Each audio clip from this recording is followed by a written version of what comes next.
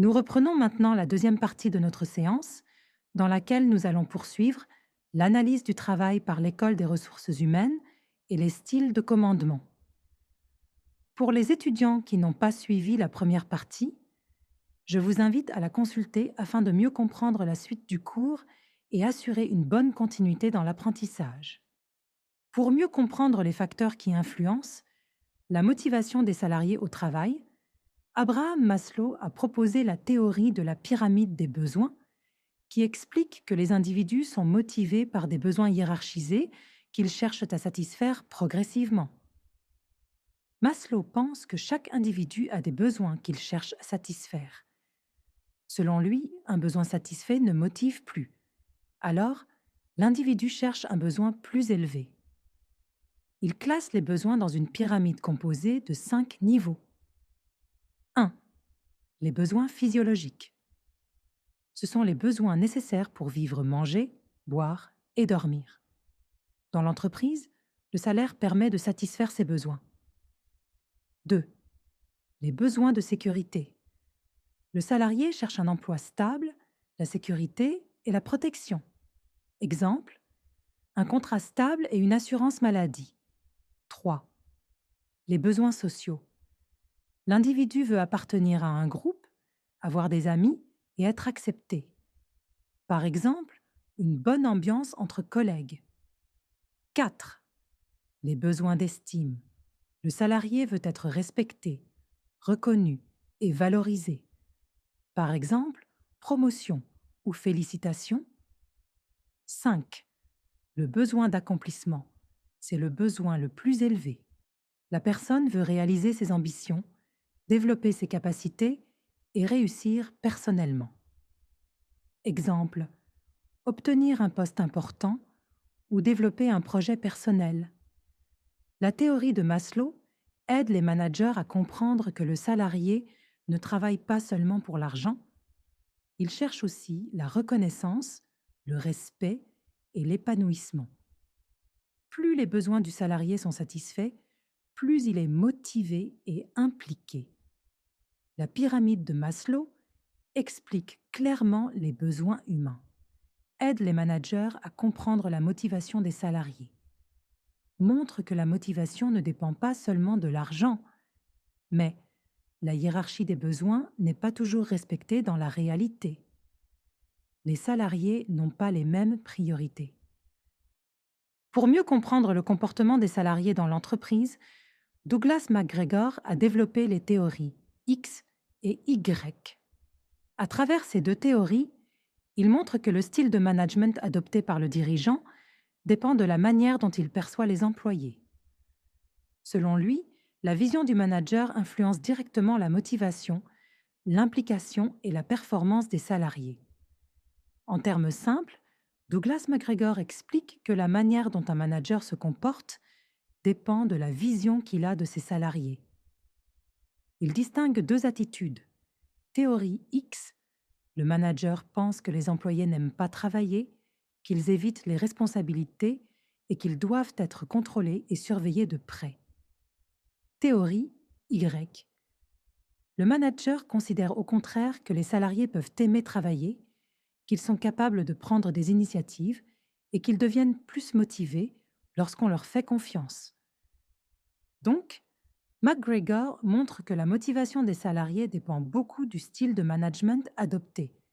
Cette approche aide à comprendre l'impact du style de management, encourage un management plus participatif, met en évidence la confiance et la responsabilisation. Par contre, ces deux théories sont opposées et ne prennent pas en compte les situations intermédiaires. Frédéric Herzberg explique que la satisfaction des salariés au travail ne dépend pas d'un seul élément, mais de deux types de facteurs différents. D'un côté, il y a les facteurs d'hygiène comme le salaire, les conditions de travail ou la sécurité. Ces éléments ne motivent pas vraiment, mais s'ils sont absents, ils créent de l'insatisfaction. De l'autre côté, il y a les facteurs de motivation comme la reconnaissance, les responsabilités ou les possibilités d'évolution. Ce sont eux qui donnent réellement envie de travailler et qui renforcent l'engagement des salariés. Donc, Herzberg montre que pour motiver efficacement, il ne suffit pas d'améliorer les conditions matérielles, il faut aussi valoriser et impliquer les employés. L'approche de Frédéric Herzberg distingue clairement satisfaction et motivation, montre que le salaire seul ne suffit pas et aide à améliorer les politiques RH. Cependant, la séparation hygiène-motivation est parfois trop rigide et ne s'applique pas de la même façon à tous les contextes. Rensis Likert explique que pour bien gérer une entreprise, il ne suffit pas de donner des ordres, mais il faut aussi impliquer les salariés dans les décisions. Selon lui, plus les employés participent, discutent et donnent leur avis, plus ils se sentent importants et responsables, ce qui améliore leur motivation et leur performance. Donc, le management participatif signifie que le manager ne décide pas seul, mais travaille avec son équipe dans un climat de confiance, de communication et de coopération. Plus les salariés participent, plus ils se sentent importants et motivés. Cette approche favorise la participation des salariés, améliore la motivation et l'engagement, développe la communication interne et renforce le travail d'équipe. Mais sa mise en place est difficile dans les grandes organisations et peut ralentir la prise de décision. Toutes ces théories montrent une évolution importante du management. Mais aucune théorie n'est parfaite. Chaque approche apporte une vision utile mais partielle du comportement humain dans l'entreprise. Dans une entreprise, le manager doit encadrer, diriger et motiver ses équipes. La manière dont il exerce son autorité s'appelle le style de commandement. Les styles de commandement désignent la manière dont un manager exerce son autorité et encadre ses équipes au sein de l'entreprise. Le style autoritaire se caractérise par une prise de décision totalement centralisée. Le manager décide seul, donne des ordres précis et attend une exécution stricte sans participation des salariés. Ce style permet d'être très efficace en situation d'urgence ou lorsque le travail nécessite une forte discipline, mais il peut aussi provoquer une démotivation, un manque d'initiative et un climat de travail tendu. Le style paternaliste, quant à lui, repose sur une relation plus personnelle entre le manager et ses employés. Le dirigeant prend les décisions importantes, mais il se montre protecteur, attentif aux besoins des salariés et cherche à créer un climat de confiance et de sécurité. Cela renforce la fidélité et le sentiment d'appartenance, mais peut limiter l'autonomie des employés et les rendre dépendants du manager. Le style de délégation consiste à accorder une grande liberté aux salariés. Le manager fixe les objectifs à atteindre, mais laisse aux équipes le choix des méthodes et de l'organisation du travail.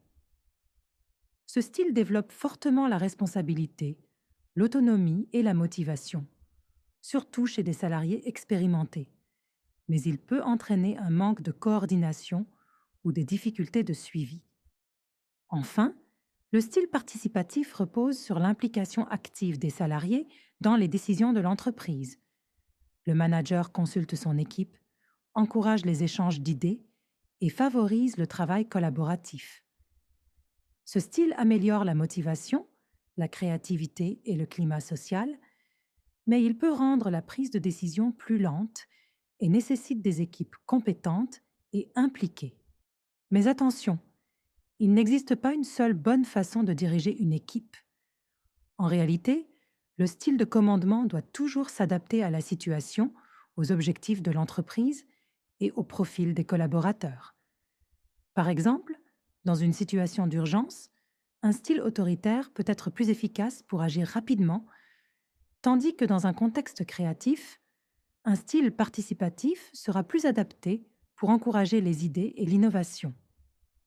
De même, des salariés expérimentés peuvent avoir besoin de plus d'autonomie, alors que des débutants nécessitent un encadrement plus strict. Donc, le bon manager est celui qui sait adapter son style de commandement en fonction du contexte et des personnes, et non celui qui applique toujours la même méthode. La séance prend fin ici. Merci à tous et à la prochaine séance.